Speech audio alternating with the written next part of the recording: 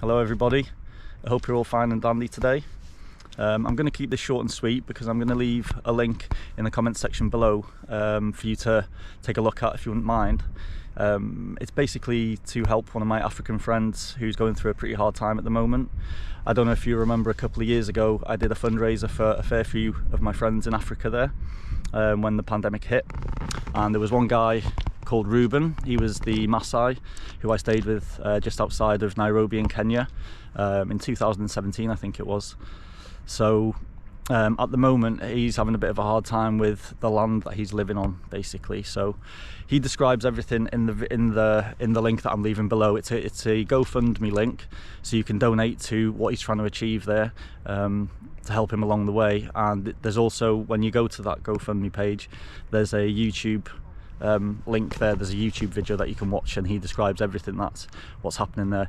But in a nutshell, the land that they live on, there's a lot of geothermal power underneath there, a lot of hot water, like, you know, they live on the outskirts of a crater of an old volcano, so there's a lot of geothermal power under the land where they live. So the government now want to start digging their land up for this geothermal power, which basically, the land that they live on, no one owns the land. The government don't own it. The people that live there, the Maasai communities, they don't own it.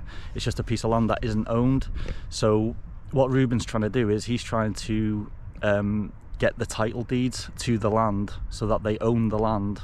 The Maasai, all the communities that have lived there for generations and generations, they just want to claim ownership of the land so that they can try and fight these people to not drill into the ground there for the geothermal purposes. You know, it'll really disrupt their life. They'll have to move. Their life revolves around like farming, like animals, you know, grazing, and tourism as well. So it's going to affect the whole communities up there massively, you know. So what they're trying to do is they're trying to get together $5,000 is their aim, so that they can hire a lawyer and start the proceedings to get this title deeds for the land, so that they can claim the land that they've been living on for hundreds of years, and to stop these people digging into the ground there and just causing massive disruption to not only the people but the wildlife. Yeah, it's going to be chaos for them, you know. And like I say, these communities, I stayed there with them for 4 or 5 nights, and there's no power up there. They just live off the land. They get their water from this geothermal power I'm talking about. They've created a system where they can get a certain amount of the water up to the ground for themselves to drink and to use for you know, cooking and things like that, washing and all of that jazz. So they live a very, very basic lifestyle up there as it is, and to have this disruption is just terrible for them, you know. So all I'm doing really is I'm trying to reach out to as many people as I can. I'm trying to do my bit. I'm going to post this on Facebook, Instagram, YouTube, all of my platforms that I can to try and help these guys. And all I ask for you guys would be a small little donation, if possible, to help these guys get the ball rolling to claim the land that is pretty much rightfully theirs, you know.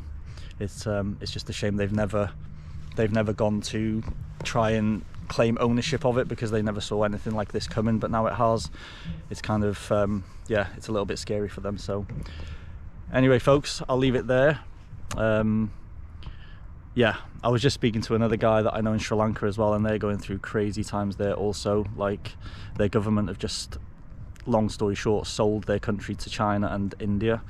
I'm talking now 21st of May 2022, so if you check online or whatever, you'll see what's going on over there. It's pretty bad.